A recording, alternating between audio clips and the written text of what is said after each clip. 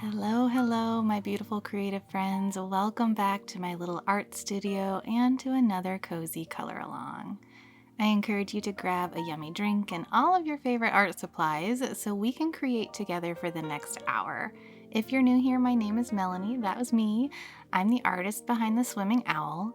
And today we're coloring in my cutest coloring book yet, Charming Escape. If you don't have this book yet, you can get a printed copy or a digital download copy from my website or in my Etsy shop. And today we're going to color that cute little Acorn Cottage you just saw, but I'm going to give you a little flip through of this book and let you see all of the cute pictures inside. This is the one we're working on today. And then here's the rest of the book real quick. If you are new here, I have done quite a few pages out of this book already on my YouTube channel, so you can find more color alongs inside this book in my color along playlist. For today's color along, I will be doing my beloved mixed media technique of using alcohol marker first and then colored pencil and other media over the top. So since I'm using alcohol marker inside this book, I always tuck a piece of cardstock or extra pages beneath my current page because you can see that alcohol marker will bleed through, but as long as you have something underneath, you're totally golden to keep coloring with your favorite alcohol markers. All right, let's dive in and get coloring.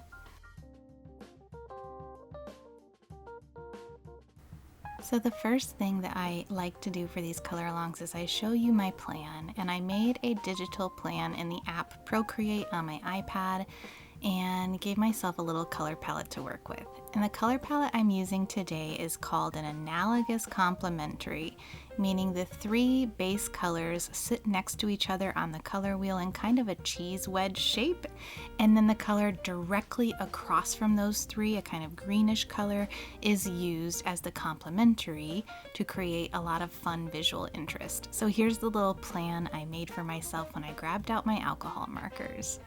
I like to look at that plan on my iPad while shopping for my own art supplies, and then I put them in a little basket so that I can stay pretty organized and not get overwhelmed by all of the colors in the bag and just the ones that I grabbed out that I think will work best on my page.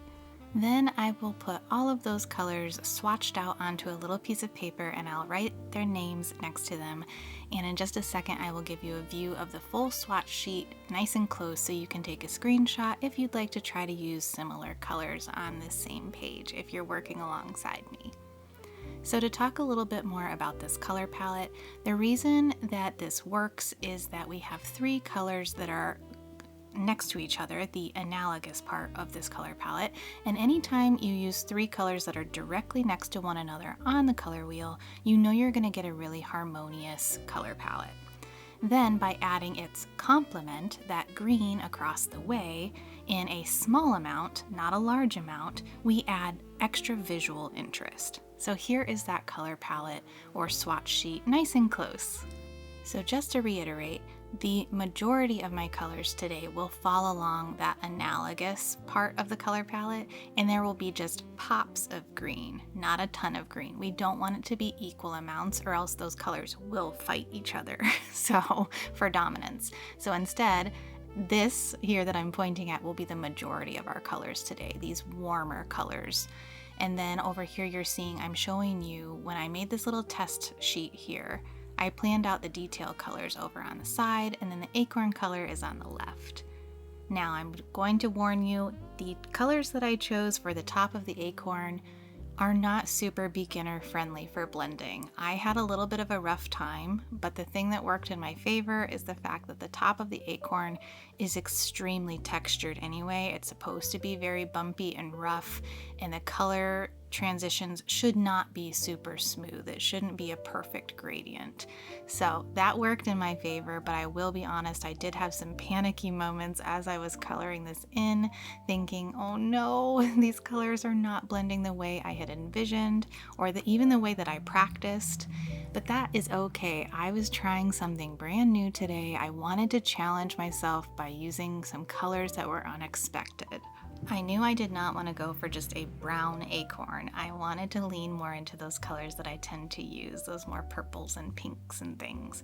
So I tried to find a combination that would work, that would also look like the glow of the moon on the top of the acorn, and then that the base color of my acorn is more of a purpley, almost a little bit reddish. So that's what I did. I am doing a transition from a kind of golden yellow to a more reddish purple, and then into more of kind of a lilac-y purple color at the base. And I just keep layering these markers over and over and over each other to get it to blend a little bit more and more and more. And currently my preferred blending method is usually kind of using this flicking motion with my alcohol markers. So you start with more pressure at the start of your line, and then as you move up or down, doesn't matter which direction you're going, or sideways, you lift up, you let up on the pressure, and it creates kind of a feathered effect. And so I do this back and forth between my 2 or 3 colors to sort of get a softer transition between them. So that's just kind of my preferred method of blending, and it also helps me get a lot of texture in there. I like texture in my artwork as it is, and so that method works really well for me. I know there are lots of other methods like scribbling little circles to blend things, layering colors, just like kind of how I'm doing. You can definitely use YouTube Academy to find different ways to blend your markers if you want something different than how mine turned out. The other thing that I liked that I ended up doing as well after this dried a little bit more was I came back with those darker colors, and I added even more texture by adding in these little kind of oval shapes by simply tapping the marker down in little patterns all over the top of the acorn to give it little bumps, or what appeared to be little bumps all over it. And I think that ended up looking super cute. The other thing that I always get very impatient and forget is that the alcohol marker will settle differently than how it looks right now. It's going to dry and change, and it's going to continue to blend a little bit more as it dries.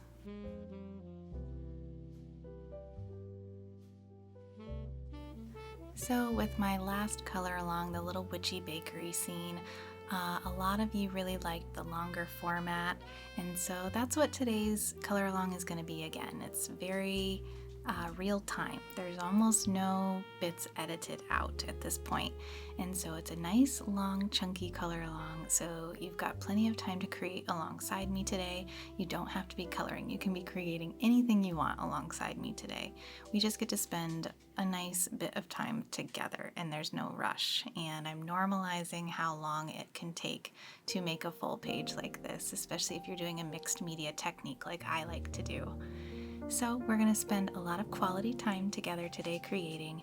I'll be talking off and on. Since it is about a full hour, I won't talk through the whole thing. I will just pop in when I feel like I have something to say, or want to share about a technique or a story to tell.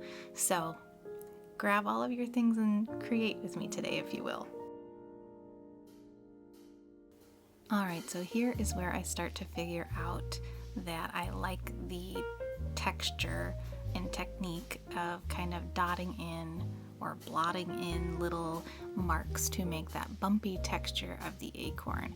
And I just used the colors I had already been using. And I believe I do it with all 3 colors, and I just sprinkle them around the entire top of the acorn. And I think this really helped pull the whole thing together, and it really made me feel better about the entire top of the acorn.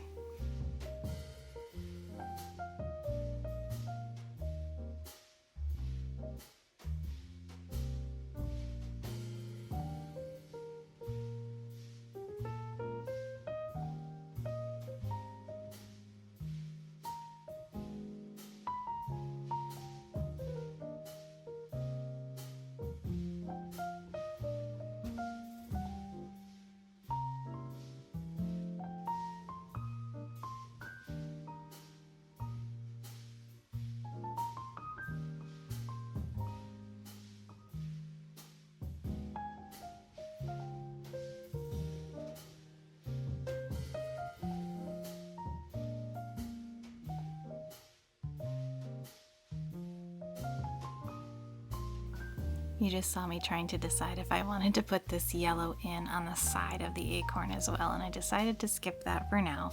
But I did head up to do the stem on the very top, and so just used the same 3 colors.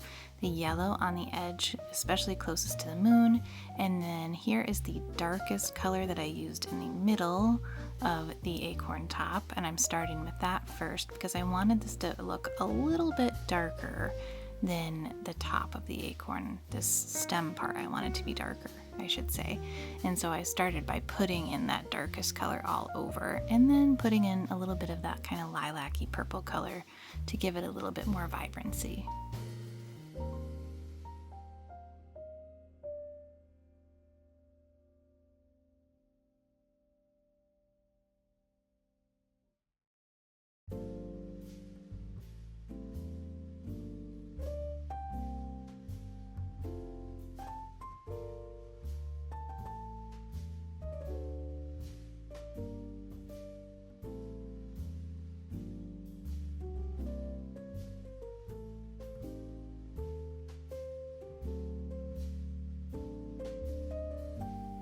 Okay, and for the base of my acorn, I am going with a much more pastel or pale purple color. And the reason for that is I did not want it to compete with the top of the acorn, and also I wanted all of the details in this part of the acorn to be able to pop off and show up really well. If I had chosen something darker, then it would have been really difficult to get those other elements like the little door and the light and all of that to show up, because they would be competing with a darker color.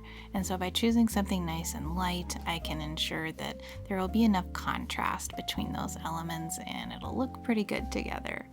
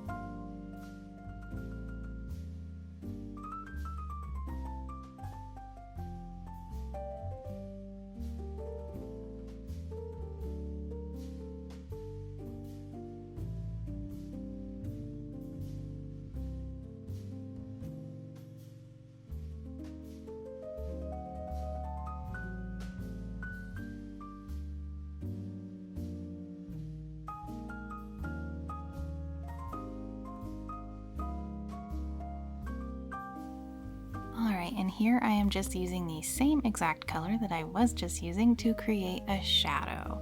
So you can layer the same alcohol marker over itself to create a very subtle shadow, and that's one of my favorite ways to use alcohol markers, is using the same color over the top of the dried color to create a shadow. It's very simple and very effective.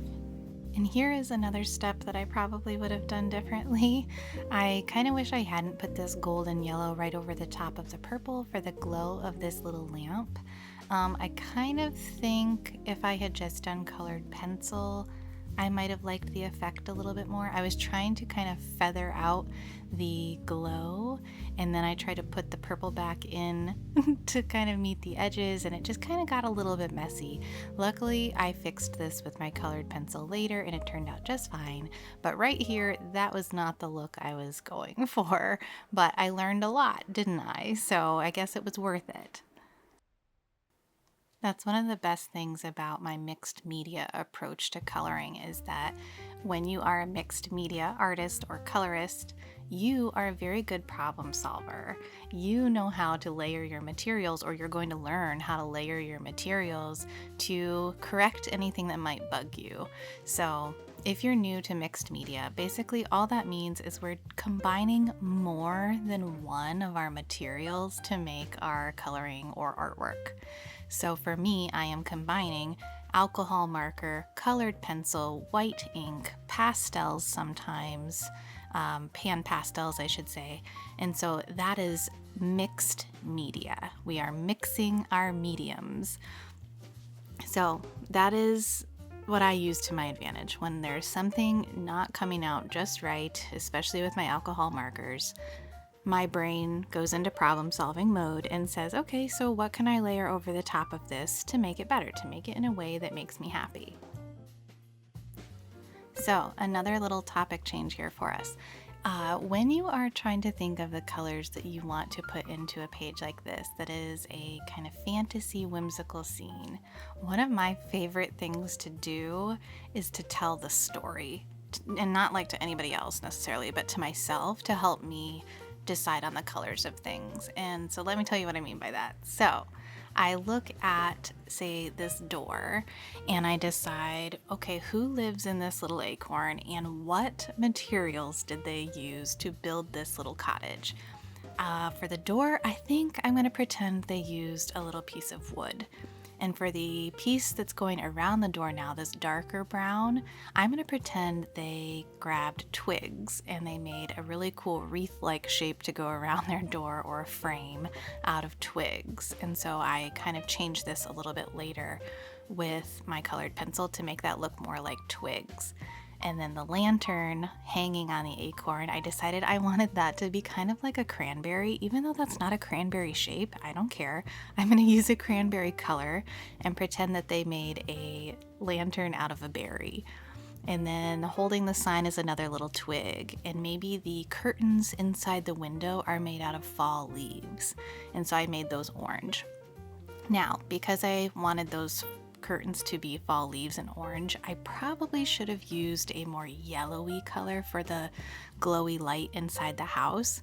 But I was thinking back to a color along I did not too long ago where I said, oh man, I wish the color inside the window had been bolder. And so I did go bold this time, but unfortunately it was a little bit too orange and close to the orange of the leafy color I wanted to use. So just all little lessons that stack up and that we learn as we go. But just back to that idea of how to choose your fun colors is to make up a story. What materials did this little creature build with? What color can you use that could represent that material? Does that make sense to anyone else, or am I just a little bit too crazy and whimsical?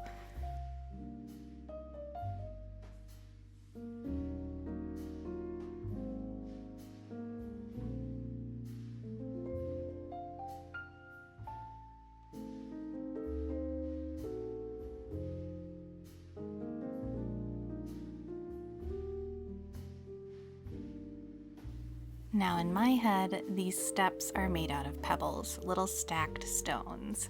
But in your head, maybe this is something entirely different. I would love to know below if, when you color this page, if you see entirely different materials or ideas or thoughts on what all of the different little things could be. So I just think this is really interesting, and really it makes it more fun as you're working on this. And then the greenery next to the stones are little bundles of moss, basically, that surround this acorn cottage. In my head, that's what this is.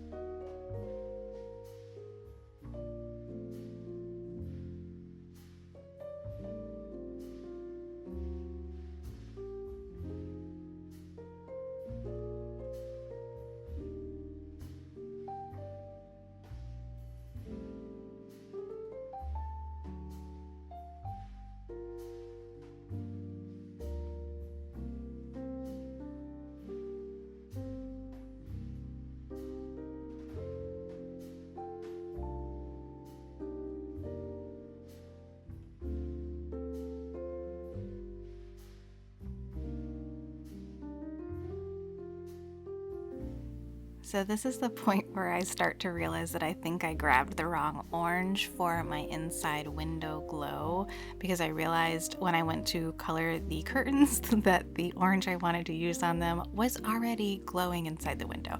So I just had to get a little creative and stack up some colors with my markers here, and started a little bit differently than what I had planned. And that's okay. We can handle a pivot, can't we?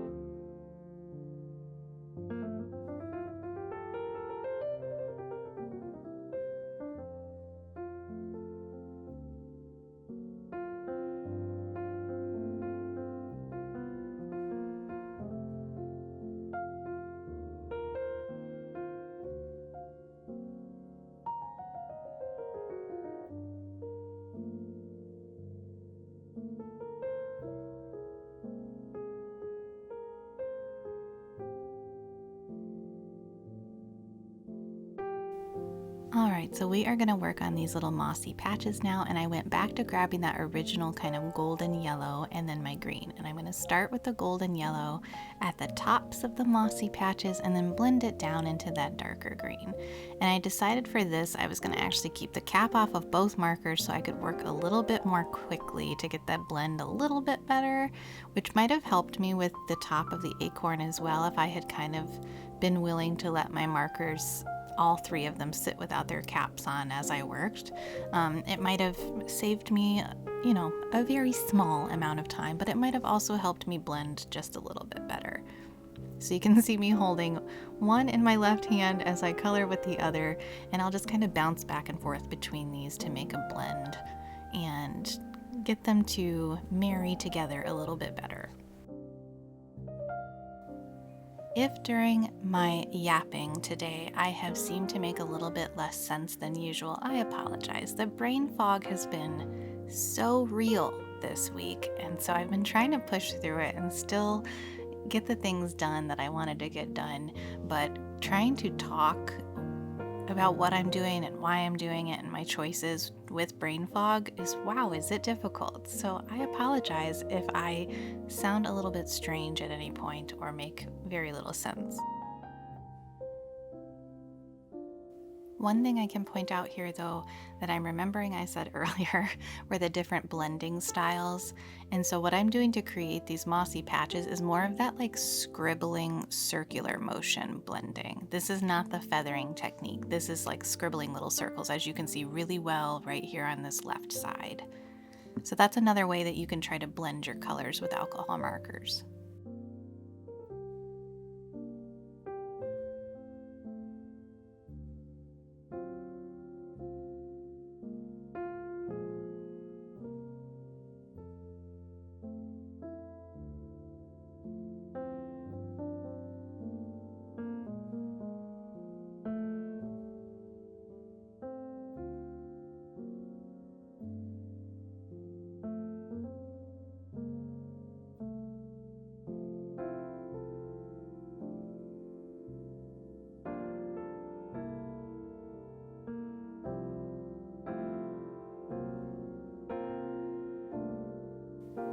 Okay, so at this point, everything now has a base of marker on it. And so what I do at this point with a scene like this is I look around and try to ask myself, where can I add a little bit more interest with my marker before jumping over to my colored pencil?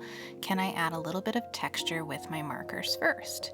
And so I'm just grabbing some random colors and kind of sprinkling in different textures. So some bumps on the mushroom, some ridgy lines on the base of the mushroom, some little dots inside the acorn still, more dots inside of the moss. And so I just kind of bounce around with my colors at this point and add in anything that feels like it could make it a little bit more fun and a little bit more interesting.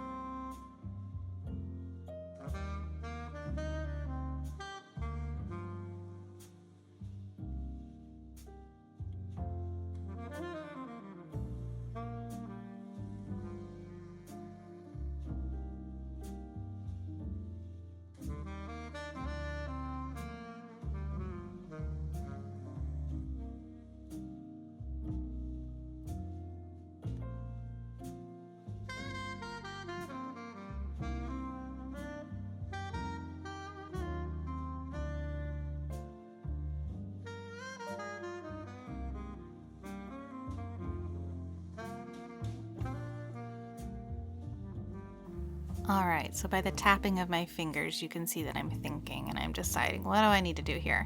And this is when I realize I need to pick up more of a brighter yellow to put in for some stars and even some highlights on some things. So I decide on this top yellow up here, which I think might just be like pastel yellow. Is that what that one's called?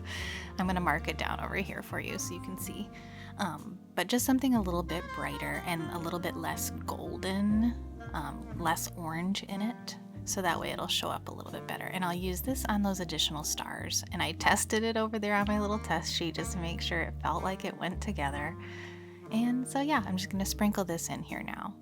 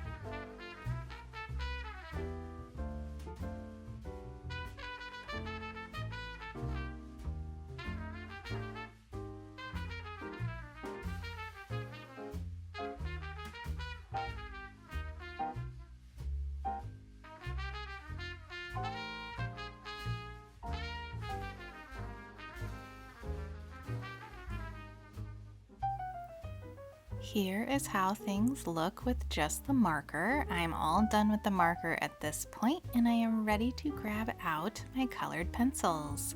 So I just went through my colored pencils and grabbed out some colors that were lighter or darker or very similar to the colors I've already been using so that I can really accentuate things and make them more fun. So first I grabbed just this very, very light pastel buttery color, and I'm just gonna put this in around the stars, the moon, and then the very edge of the acorn, and this gave everything this very soft, magical glow. You'll see it up close in a little bit, but I really felt like this helped. I also put it in around like the edges, like I went over the top of the edge of the acorn as well, not just on the outside, and it really did like soften that edge and made it feel magical.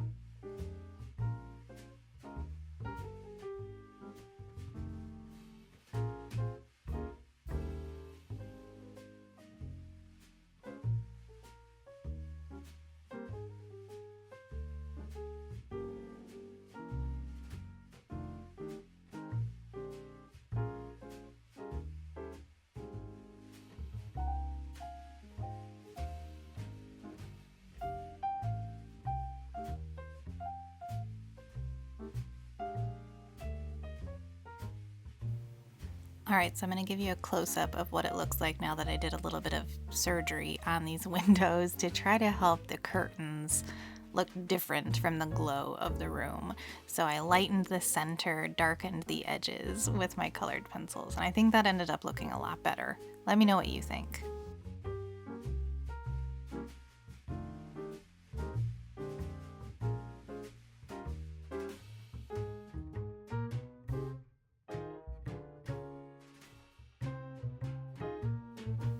I get this question actually kind of a lot, asking why I put pink over the top of things sometimes. And at first, like right here, you can't really tell that anything's happening, but in person, the vibrancy that the pink can sometimes just bring out of certain areas when you just put in a little bit is really, really effective and cool, and it just adds so much color and life to things, just giving it a little pop of bright pink on top. It makes something magical, I'm telling you. So maybe experiment with that sometime and see if you like it too. Sometimes I will do the same thing. If you've been here for a long time, you've heard this before, with like a turquoise or a purple. I love to put those colors into shadowy areas as well because it also brings back a little bit of color and life to those areas.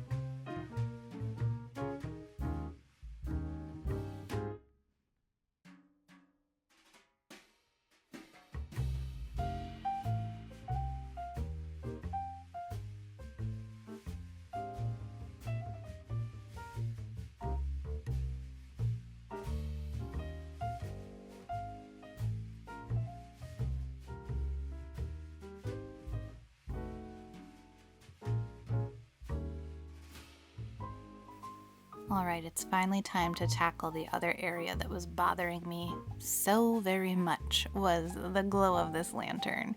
So I layered in some more yellows, some brighter yellows, more pastel yellows, and I actually put it over the entire area here, which made me feel a lot better. And then I also made sure that glow touched other things like the door frame and the rocks, and that helped it feel like it actually belonged there. So yeah, that was how I solved that problem, just layering in more and more colored pencil and softening those weird transition areas where I tried to put in a little bit more purple and the alcohol marker got messy. So layering in lots of colored pencil and it solved my problem.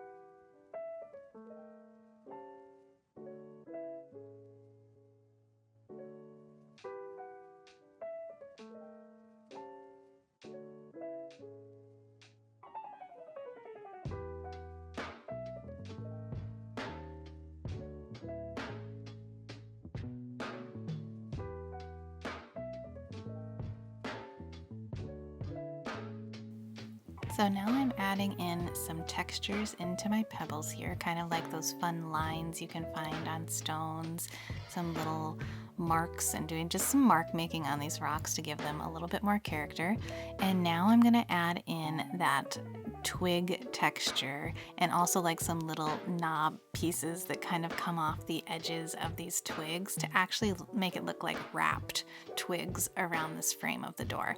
And this, I think just adding these kinds of little touches and quirks and personality and character can just take your page to the very next level and make you have even more ownership over it. Like, I took this and completely made it my own by adding in some surprise details that weren't there to begin with. So I challenge you or invite you to do this to your next coloring page. How can you add something that wasn't there before, besides the color, obviously? How can you add some more fun details that feel like you or tell your story and infuse a little bit of your magic into that page as well?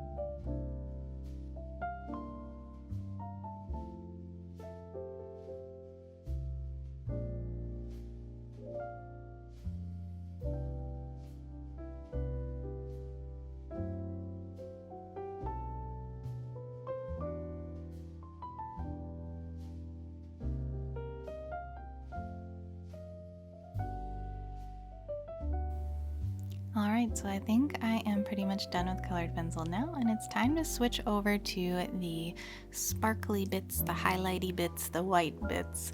And I tried a couple different white materials here. This is a jelly roll pen, then I switched over to a white acrylic paint pen. Both of those I was really struggling with. I think the jelly roll is working here better than I thought it was. The acrylic paint pen did not work at all, and that's that pen you see laying there next to my hand. I don't even know what brand that is. I won't even share it with you. This jelly roll pen did kind of work though, but then finally I switched over to my little pot of my favorite paint, my little Copic white pot of paint and a paintbrush, and I painted in the highlights after getting frustrated with both of these materials. I always come back to that little pot of paint. And I think one of the reasons that works best for my style is because of how I layer the colored pencil over the marker, and that colored pencil acts like a resist. And so it resists a lot of different materials. Even the Copic white sometimes kind of rejects that colored pencil a little bit, and it won't lay down perfectly, but it lays down better than my pens usually do. So if you just use alcohol marker, probably any kind of white medium goes over the top pretty well. If you use colored pencil, you may find you have the same problem I do. And so I come back to this little pot of magical paint, Copic opaque white, and I absolutely love it. I have had this little pot of paint for, I don't even know now, so many years. And it's still going strong. I just spray water into it and use it to paint my little highlights and details with. Absolutely love it.